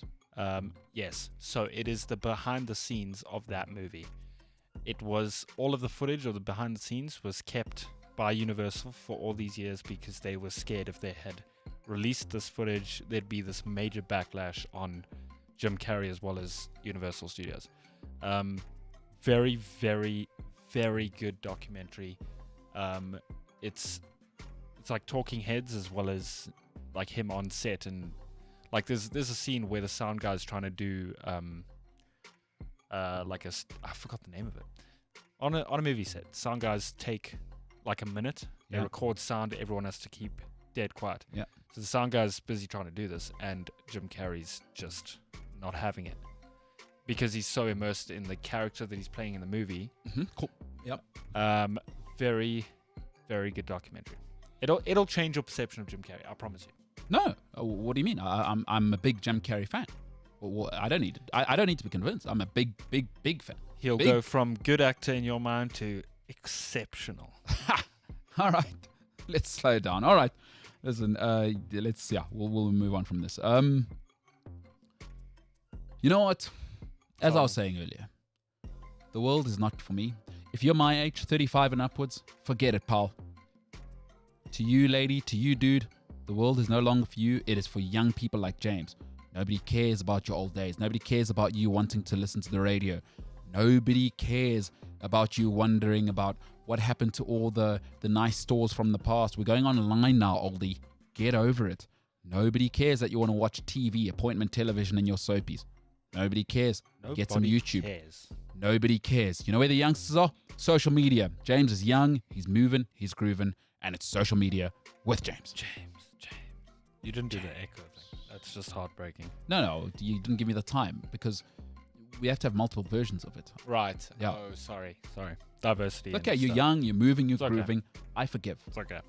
I never forget, but I do forgive. All right. So first piece of social media with James. This morning we filmed a TikTok. Okay. Who's we? Myself, Jane, AJ, and Simpiwe. Cool. The other people that work here at Cliff Central. Okay. Right. This morning they needed to film a TikTok for their channel. It was a TikTok that required you to dance. I'm a white dude, have no rhythm. I was forced into it. So if you want to laugh, at some point today there'll be a video uploaded to Cliff Central's TikTok channel. Yeah.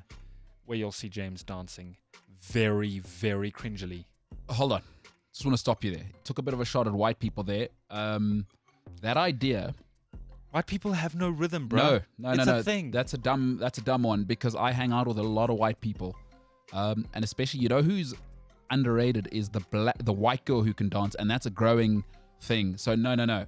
James, you must just say you're ashamed to tell white people that you've let them down. James, there's two communities that are going to come for you. The Afrikaans community and the white community. Because white people are out there and they are doing it different now, bro. It is real out there. White girl that can dance. Everyone knows who I'm talking about. When she can break it down, and that's spreading right now in Joburg. I've seen it out in the streets. So just James can't dance. So I'm looking forward to that, James, and I'm going to share it everywhere I can. You should. Is it hysterical? Are you typical white guy? Dude, it is stiff. They call it stiff. Are you stiff? Because I'm so tall and I'm standing behind everyone, it looks even more awkward because like everyone's going low and I'm just like, I'm trying, stiff. but They call it being stiff. Yeah. Ugh, that's tough. I've always felt sorry for people that can't dance. I can't dance, and I am proud of it. So, Cliff Central, TikTok, some point today. It might even be up already. I don't know. Go have a look. You can find it everywhere on MKT Inspires later. Yeah, probably by this time. I will share tomorrow. it everywhere. It'll set the internet ablaze. Cool. Real social media with James. Monaco Grand Prix this weekend. Very, very excited for the Monaco Grand Prix. One of the best races on the calendar. Night race or day race? No, it's day race. Not watching it. Listen, we'll have Spike Ballantyne in on Monday. We'll talk all about it. He'll give you all of the insights. And hey, shout out to the South African princess who's trapped there with her Philip. Shout out. So there's two very important, or not important, but and also pay your taxes. Pay some taxes. Monacans. What are the people that live in Monaco? What are they called? Monacans. Monacans. Principality people. Monacans. Yeah. Anyway, there was two incidences. No, if they won't give you a passport, they say Monacant. Anyway, there was two incidences that happened at the Monaco Grand Prix, among many others. But I've pulled out two that I thought were very interesting. You can go and YouTube it. I did watch it last night. It is available on YouTube. Two incidences that happened at the Monaco Grand Prix in the past. Kimi Räikkönen, his engine blew out in 2006. So what else would you do when your engine blows out as a driver? 15 years ago. Yeah, you'd get out the car, go back to the garage. Kimi Räikkönen looks like, again, you won't get this reference because you're a heathen who hasn't seen Game of Thrones. He's a White Walker, dude. No death. So what does dead man ever die? Let me tell you what Kimi Räikkönen does. Which is different people. That's also that's actually Lily Allen's brother, who's people say what does dead man ever die. He's an actor in there. Alfie Allen, I think his name is. Alfie Allen is an actor, yes. Yeah, it's Lily Allen's brother. Right. What does dead man ever die? So, after your engine blows out in a Monaco Grand Prix, you'd think you'd go back to your, team trailer, debrief, speak to the team principal, usual stuff. If you're not a White Walker. Does this man not walk straight to his yacht? It's parked in the Monaco harbor there. Yeah. Sits on his yacht and watches the rest of the race while drinking a beer. Totally the right move, dude. I think I would do that. That is a flex of note. That is the move. That is a flex of note, dude. So what, his personal yacht in Monaco? Huh? Yeah, being a Formula One driver. Being a single Formula One driver must be the move. Probably. It's because it's not like footballers, right? Being a footballer is probably the best job in the world because you play a concert every 3 or 4 days. I've always said to people, it's better than being a musician, is you play a concert every 3 or 4 days. If you like in the English Premier League, like musicians play a big concert 5 times a year, 10 times a year. Yeah. Being a footballer is the best job in the world. But when it comes to if you're a single dude, and I'm just speaking if it was me, F1 is the creme de la creme. You're not meeting yobbos at parties and she's drunk. You are meeting the creme de la creme of models all the time. There is no access for yobbos down the road to access you. Like in Monaco, I've been to Monaco. It is just, if you're not sensationally beautiful, you stay at home or you're very rich. So you're meeting only the creme de la creme. And that's just the Formula One driver's life the whole time while he's driving. And the Monaco weekend in general, when the Grand Prix comes to Monaco, there's like a yacht party on the Friday, and then there's like a drinks party on the Saturday. Amazing. Like it's a whole weekend of just like these lavish, dude. It's insane. Awesome. What What a flex, dude. Dude, How you get out of your car that is worth multi-millions, Doesn't care. and then you walk onto your yacht and open a beer? Cracks a beer, huh?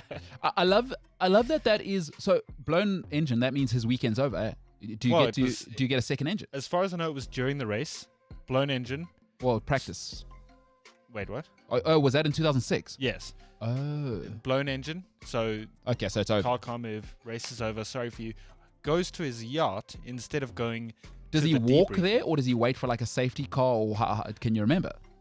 I've seen the video a couple of times. It'll be boss for him to like it's halfway around the track, and he's just walking, helmet off. He's just walking to It's his like, yacht. oh man. Hey, Kimmy, where you going? Aren't No, you no. supposed to- Don't talk to anyone. Blank everyone.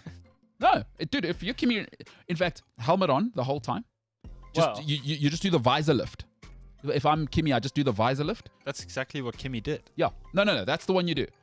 You lift the visor and you blank everyone. That's what he did. Because I'm so mad right now. Like this is the race, right? Plus, think about it. If you're in Formula One, even if you have a 15-year career, I'm only ever gonna get to race at Monaco 15 times, and you technicians have ruined it.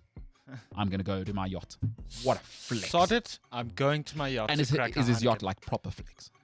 Yeah. So it goes from him getting out the car, and then it cuts to like him sitting on the yacht And from like far away, and then it zooms out and you see his yacht, and it's Baller. just yeah, that's all. I guess in Monaco. You're not gonna get. There's probably 1 million people that want to park their yacht in Monaco. Philip probably has like the hoity-toity type of people that went to like Cotillion, who they like observe they know everything. They know Yes. every little.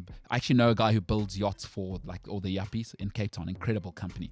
I would imagine they have someone like him, and he would have a look and like, sorry, it seems that your handles are not made of platinum. Get this poverty the hell out of here. it's not made of 24 karat gold. Yo, like, what the hell is this? Is it a diamond mine somewhere in Africa? Get the hell out of here and never bring your poor ass back here again. You are banned from Monaco forever. Yeah. And they'll probably just throw like $1 million at you. Get yourself something pretty and get the hell out of here. The hell out of here. We don't mix with the help. Get the hell out of here. Hey? I reckon. Oh, man. Good for Kimmy, dude. Good old Kimmy. God, I'm going to watch that video. Another incident, Oliver Panis, 1996. He won a race in Monaco. Great news. Exceptional stuff. The only sort of thing here, the side note, is that he won a race where only 3 drivers finished. Oh, wow. Dude, Big crash. I have no idea what happened, and I meant to watch it last night so that I could speak about it this morning. But how bizarre is that, where you win a race, you've gone from 20 drivers to just 3 of you? We will ask Spike Ballantyne about that. He will know it like the back of his hand. 1996, Monaco. James, send me both of those links. Yes, sir. I'm going to put that up on the website. Do it. That's awesome. Moving on from Formula One. Gareth Bale, apparently, what his plan is to return to Real Madrid for the final year of his contract. Uh-huh. And then he plans on retiring. Yep. Good old Gareth Bale. The one thing about life is, as a man who had a regrettable decade in his 20s, I'll tell you this. When you're at that level, Mark Hughes has a famous story. He was one of the first sort of brigade to go over to Spain. And he very quickly came back, got homesick, and he now talks about quite a bit. The great Mark Hughes, another one actually. Why is he not in the... how did Gerard get in ahead of Mark Hughes? Again, stupid. What about Hall of Steve Fame. Bruce? That's Wasn't stupid. he a legendary player? No, it's stupid. It's stupid. The Hall of Fame thing's stupid. Mark Hughes says he wishes that he'd stayed at Barcelona longer because there is nowhere like Barcelona and Real Madrid. I know the Premier League clubs and I know Man United fans get emotional. You're not Barcelona. You're not Man United. You're not Real Madrid. Real Madrid, Bayern Munich, Barcelona. And Mark Hughes says he regrets leaving Barcelona because he was a little unwell. Because it's never the same again. Listen, let's be very clear. For footballers, there's nothing like playing. Playing is the ultimate. Coaching is second, or whatever it may be, punditry, wherever it's going. But playing's the ultimate. And for Gareth Bale, regardless of what happens, go and see out the year at Real Madrid. Because it's gone now. When it's gone, it's gone. Trust me, from somebody who's played a little bit of sport in my life at the worst level you could ever play it for somebody serious.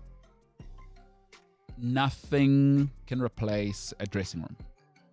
Nothing replaces being at Real Madrid. Nothing. He will never. He could open another Tesla. It'll not compare to being at Real Madrid. Nothing is that, dude. That is the height of a sportsman's. It is the best sporting establishment on planet Earth. Go there, and even if you don't play, just enjoy the last year. You're at Real Madrid. You're in Madrid, one of the greatest cities in the world. Just enjoy the year. That's all. Don't worry about playing.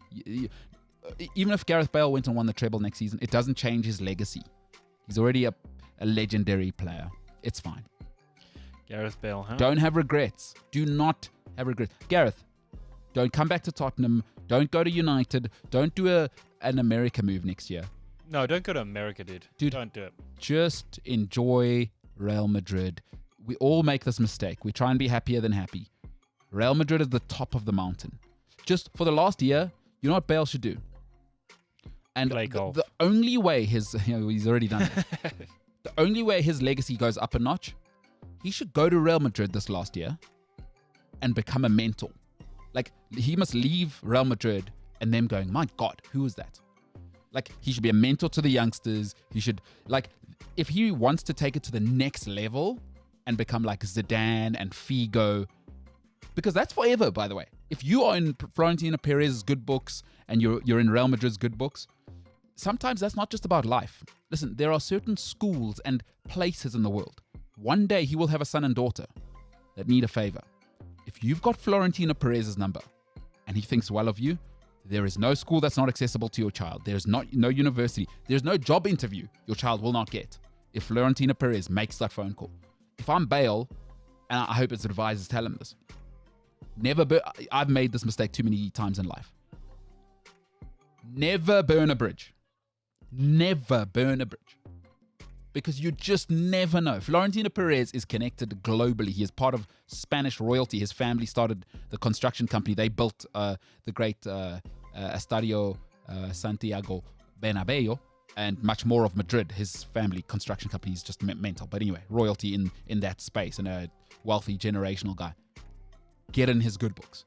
If Bale wants to go to the next level, imagine if Vinicius one day has a story to tell about GB11 being the mentor. Go there and just be a mentor. Forget about playing. Your days are over now, Gareth.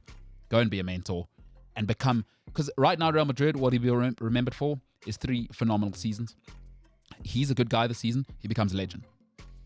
I think him becoming a mentor at Real Madrid is not going to be as easy as you think it will, because if you remember, he was already kind of an outcast at Madrid, even when he first started there, because like Real have all of those little cliques where like all of the Brazilian players are, and then all the Spanish players are. So I think him becoming a mentor,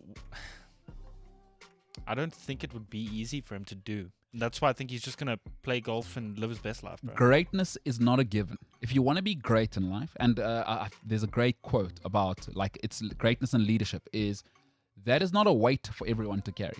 If he wants to be great, change yourself. It's not about Real Madrid, dude. He go there, it'll be hard. Zidane doesn't like you already. That's going to happen. Oh, Zidane's on his way out. Just be a great person. If he goes there and he's a great person, first at practice, last one out, just do the stuff that got you to Tottenham. Do that. Remember, go back to your Southampton days. Just appreciate being a footballer. Appreciate the game. And also, he must realize his standing. Like, Vinicius looks up to Gareth Bale. Like, Bale was a monster, dude. Like, a lot of people now, he's getting flack. There was 5-6 years. Gareth Bale at Real Madrid was a monster. Dude, the white handkerchiefs come out, by the way, at Real Madrid. Yeah. When the socios at Real Madrid, there's a famous thing. When they wave the white handkerchiefs, you're gone. Dude, if he was that hated, it's about the socios. It's not about Perez. Once they give up on you, and they've never done that to Bale, because they remember. The fans don't forget. Real Madrid fans, they don't forget. They do not forget. And the white handkerchiefs, they love him. But if he wants to go to the next level, go be a good dude. Just for one season, I promise you that'll make such a difference. If just be a good dude. Like now, he's not welcome at Real Madrid after his career. Like there's other people who will be welcome. Steve McManaman will be welcomed with open arms at Real Madrid. Michael Owen, open arms. They're welcome there. Mamadou Diarra. Welcome at Real Madrid. These guys that you sometimes forget. All these guys. Alvaro Arbeloa. Welcome at Real Madrid. You want to be that guy, dude. You never close that door. I know, especially when you're young and you think you're successful, you always think you're bulletproof. There will come a time, Gareth Bale may come up with a great idea, and you know what he'll need? 150 million euros. That time will come, trust me. Trust me, that time in life will come. Your daughter needs to get in the school, she doesn't have the marks. I'm sorry, this is just how the world works. We've seen the documentary. We saw what happened with all those celebrities paying for their kids to get into Harvard and Brown and all that. That is a Netflix documentary. But that's real life. I'm telling you about real life, how real life works. Not how mommy and daddy and you think the world works. It is who you know. Florentino Perez is a guy you want on your side. Let people be woke on Twitter and whatever.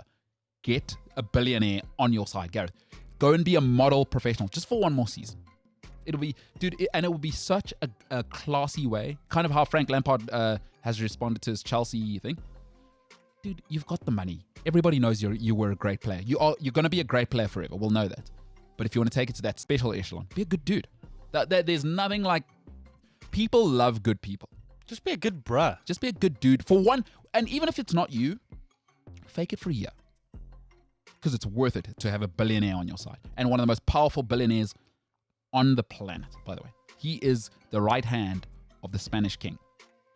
Get on his side. That's what I'd do if I was Bale. Hey, but tough to say. Tough to go and tell. I hope he has the type of friends that'll tell him that. We'll see. It's a waiting game. A little bit of trolling news. Oh, yeah? So, Ronaldo, Brazilian Ronaldo. Okay, so the real Ronaldo, yeah. Yeah, owner of Spanish club Real Valladolid. Yeah, you've done it. Valladolid.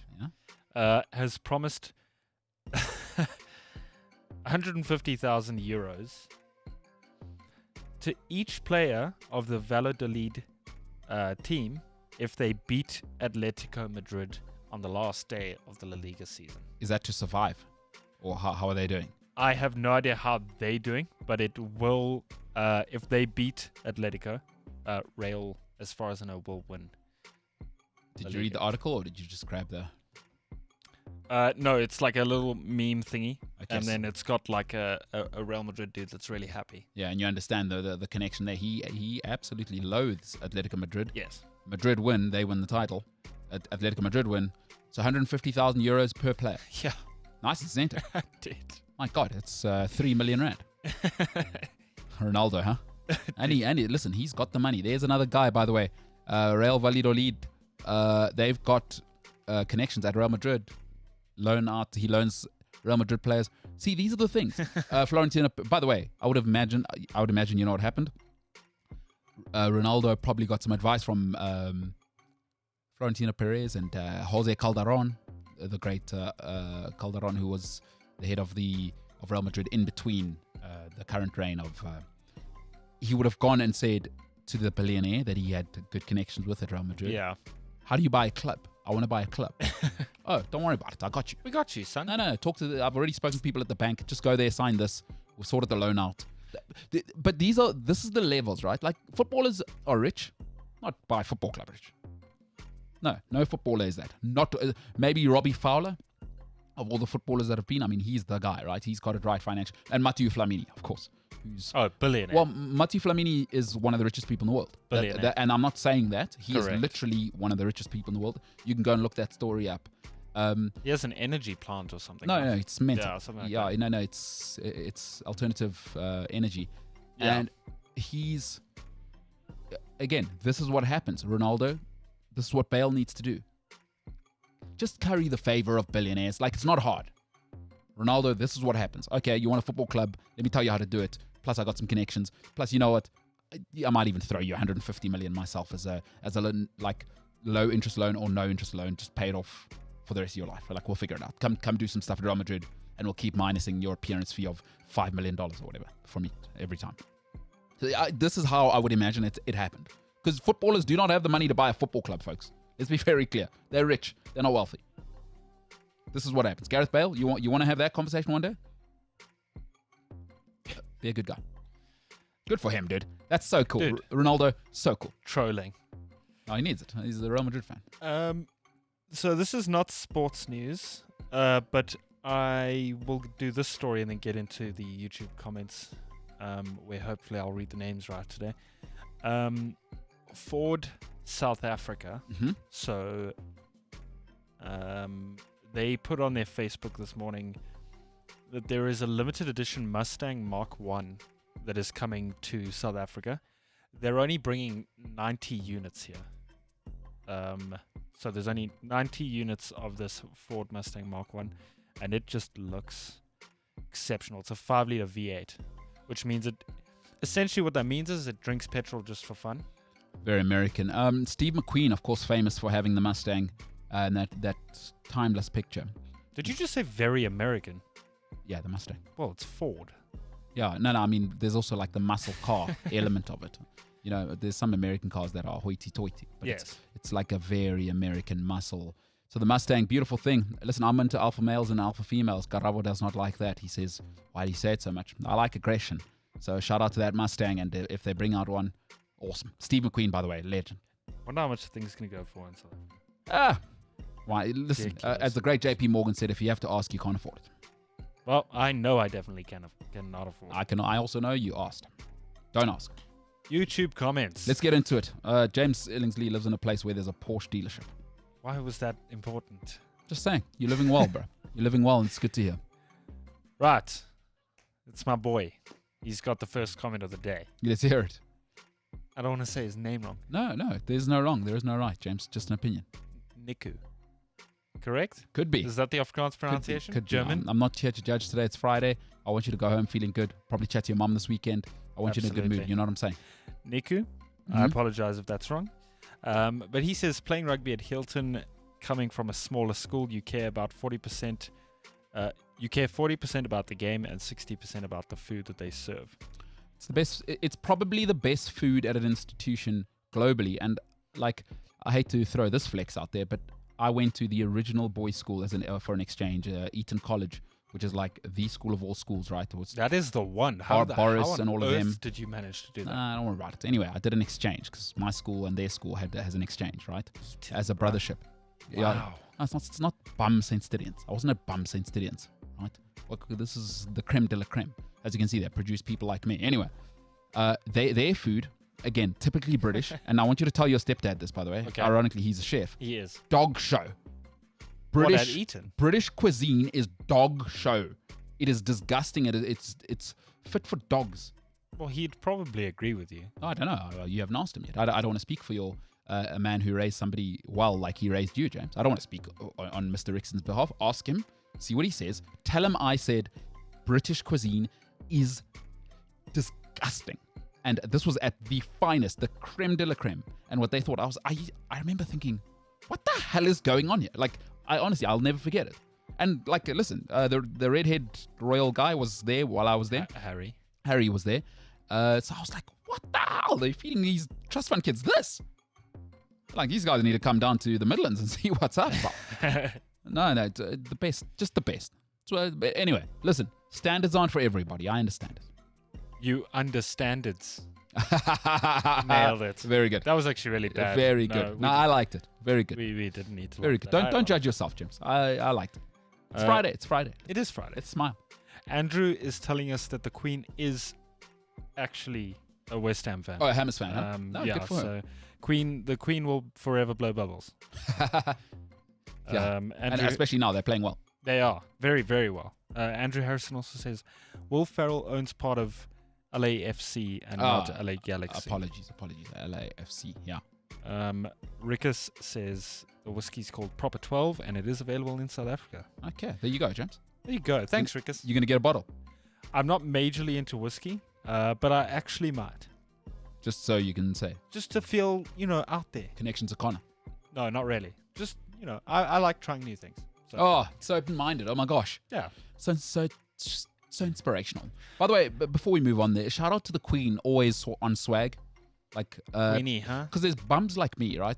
James, I come to work in the same outfit every single day. I'm wearing slacks, so like exercise pants and a hoodie and an athletics top underneath and like maybe a thermal top.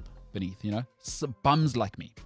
But the Queen, and I'm not a fan of royal families, they should cancel the whole thing. But Lizzie, always on swag, always on point, never misses out, always wears the hat as well. Always. A lot of people that went out in public from those hoity-toities, James, I'd imagine you're a pretty classy guy. You sound like you come from a classy family. I've never met your family, but I'd imagine you know some pretty high rollers that are hoity-toity, right? People that always dress well. I'm a bum. I dress terribly. I don't even think about it. I'm just like, as long as I go by James' rule, clean underwear. There you go. And I wear the same outfit every single day. But shout out to Elizabeth, the effort. And it's always like purple, blue. You know what I mean? Sometimes she's really missed the mark where it's like really bright green. You know that image of her on the balcony of Buckingham Palace? She's wearing like really, really bright green. Like if you look at it for too long, it's going to blind you. How old is she now? 90 plus, right? 90. I think she's nearing 100. Like whatever. The fact that she's still putting an effort in when there's bums like me. So, and I'm not just saying her, right? Even if she was any old lady, and I know some old people who do this, right? I love seeing an old gent with his suit and the tie, boiling hot, middle of African summer. But the old boy he's out with his wife. He's got the suit on. Like whenever I see them at malls or restaurants, I'm like, that guy's a legend. Because think of the effort when bums like me, right? I'm like in great condition actually, great shape, but I couldn't be bothered. What a slob I am. And Elizabeth and her type of people just rocking it every day. That speaks to who they are though.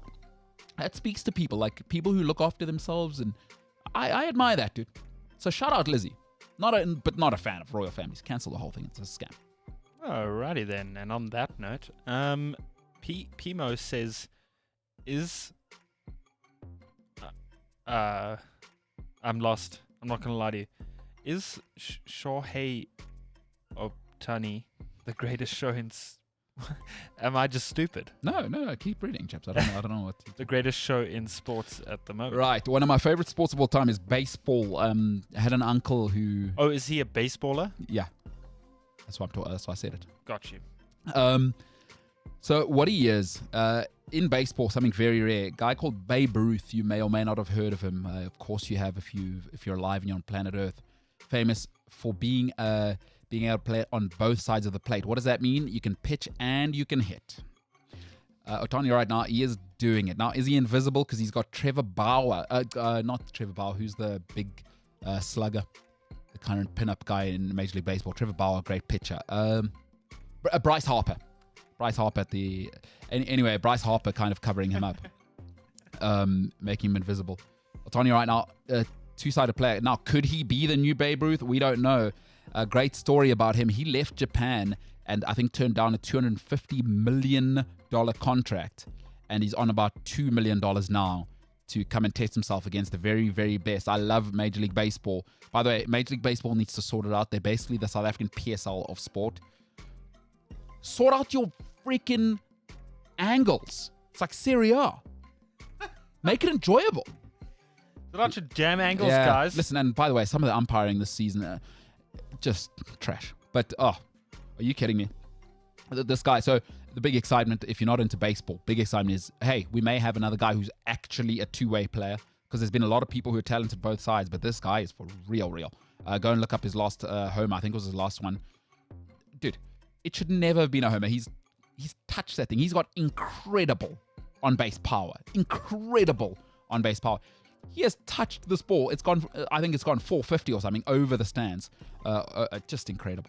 How do you say his name? Oh, it's a good question. I'm not Japanese. I'll have to ask a Japanese person. Like you have one in a closet stored away somewhere. I do have Japanese. Sorry, just a question. How do you say this dude's name? Oh, thanks. I lost my Japanese friend. You just closed the door. No. I'm not Joseph Fritzl.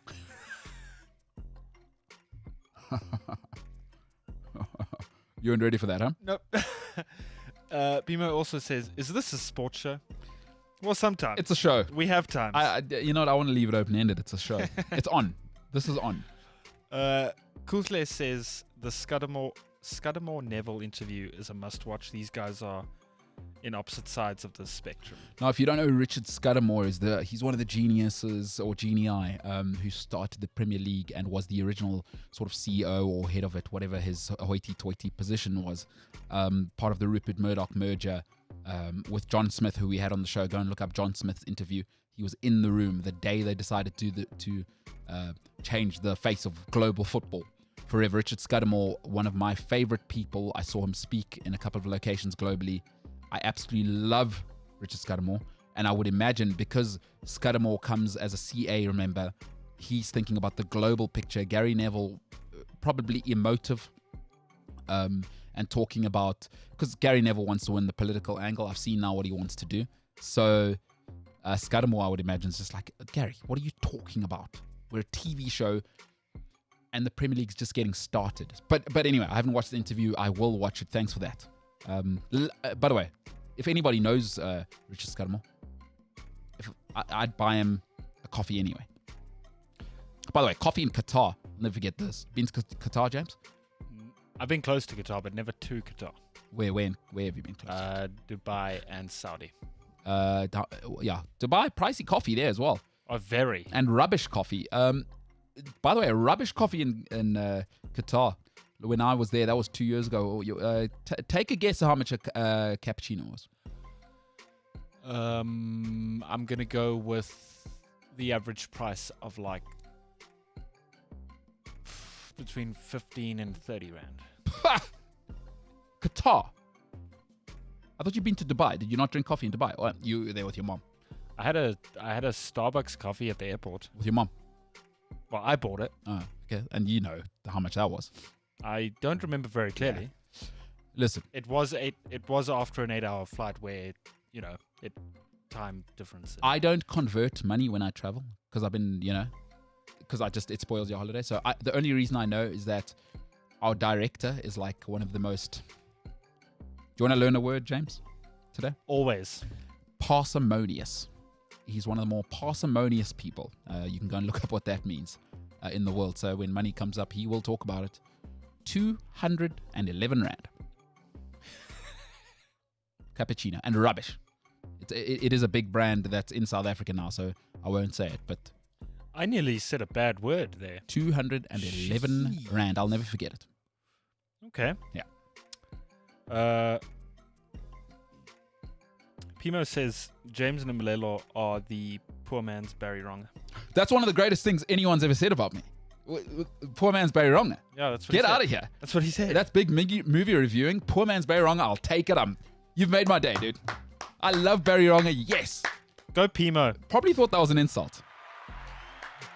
Shout out Barry Wronger, dude. Woo! If you know Barry Wronger, tell him his biggest fan ever gives him a scintillating 6.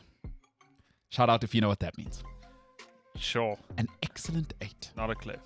A nininating 9. Cool. A tremendous Yep. 10. We have a dying battery. Shout out Barry. So let's... Let go. Rika says there'll be no overtaking on Sunday. There'll be little to none because the track is so very, very narrow. One mistake. That's all she wrote. One mistake and you'll finish with 3 cars. No worries. I'm not going to watch it anyway. It's not a night race and they're not watering the pitch. At least watch Monaco. Ain't going to happen. Got better stuff to do. We We will talk about it Monday there. Will I talk about it? Will I watch it? Will I watch the highlights on the app, James? It's and probably then what you act want. like you did watch it. No, I'll just say I'll watch the clips. But I will watch on the Formula 1 app clips. I will watch that on Sunday evening. Don't worry, Rickus. I'll be watching it. The F1 app, phenomenal. Get it. Not the F1 TV app. Don't fall in the trap. The F1 app. Phenomenal. Great clips. Oh, high quality. Magnificent. Oh, you're done. Mm. Kutle says Madrid and Barcelona are in beautiful cities and have great football clubs. Couldn't agree more. Pimo says Real Ronaldo is a G 150k. Yeah. Nico was starting conversation with the other watchers. You know, he was asking Rickus, why won't there be any overtakes? Why, what makes Monaco different to all the other races? And Rickus went ahead and he said, yes, there is usually overtaking at the hairpin just before the tunnel and the chicane just after the tunnel, but it's extremely minimal. One wrong move and it's a safety car. That's what I said. It is what you said. So you missed Formula One. No, I know barely anything about Formula 1. Snorface Motorsport. No. Put me to bed. Incorrect. Hey, but listen, keep selling the stars. Good sport. I like it. I like the storylines. Tell me the storylines. Tell me more stories, dude. Show me more fights in the back. I want to watch that. I like it, dude. Get it. It's great sport, great product. And my favorite, Bernie Eccleston. Love him. He built it. Otherwise, without him, it's still old school and it's still rubbish, but he sold it to the Americans. Shout out Bernie. $3 billion, I think they gave him. Oh, Good Lord. pay me $3 billion to go away. Sure. Rika says, I wonder if some teams might do Q2, qualifying 2, right? On soft tires to start the race with, and maybe pit for hard tires in the race, as overtaking will be really tough. It'll be risky, but it might work. I'm not going to lie to you, Rikus. I'm still learning all of the ropes about Formula One, and the tires are something that I'm still trying to get to grips with. See what I did there? I do.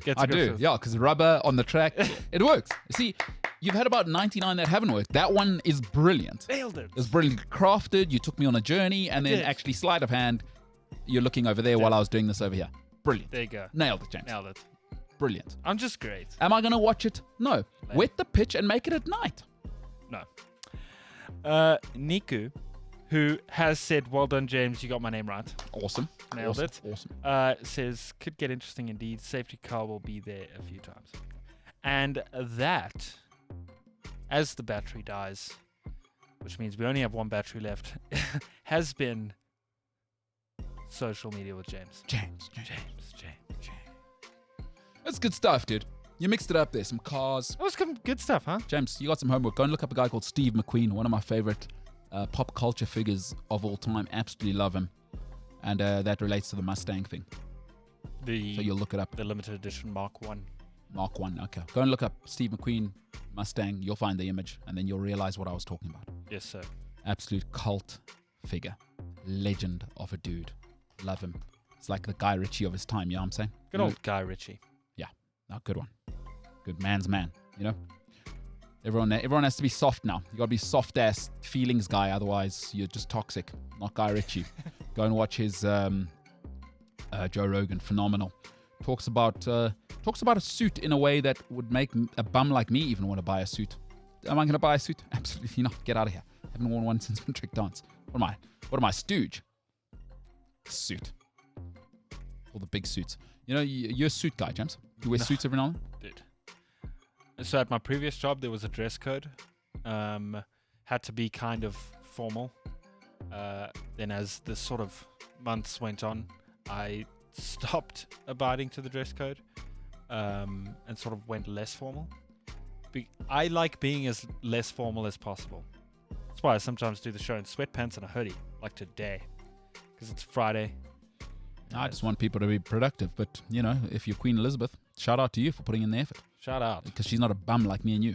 Shout out. Yeah, you need that. You need people to kind of show you that being a bum's not okay. You know what I'm saying? Absolutely. Put some effort in. Always. Crikey, mate. Put some effort in. For crying in a bucket. Jimbo, good stuff today. 21st of May, 2021. Remember, some people at home are probably thinking to themselves, I'm extremely busy. I have family to see. I can't listen to this show at work. I've got stuff to do. It's Friday. I want to knock back a few light brown ales. You got stuff to do. Hey, wake up on Sunday morning. Listen to the show on your run as you recover, sweating out the booze. Available on Cliff Central app, cliffcentral.com, or wherever you get your podcasts. Ladies and gentlemen, my name is MKT. This is the MKT Show. It has been a great week. It's been awesome to be with you. James, it's been awesome to be with you. Looking forward to next week, seeing you on Monday. It has been real. I hope you have the best weekend of your lives ever. I hope this is the weekend where you go, oh my goodness, whatever I heard, whatever I read, whoever I interacted with. Hey, if you want to get a girlfriend or a boyfriend, I hope this weekend you're walking. I don't know what you're doing. You're buying a soup at the shop. Oh my goodness, there is the love of my life. You get together. It's 5 years of engagement. You get married and you have the family of a lifetime. I hope that's what happens to you this weekend. You find the love of your life and they make you happy.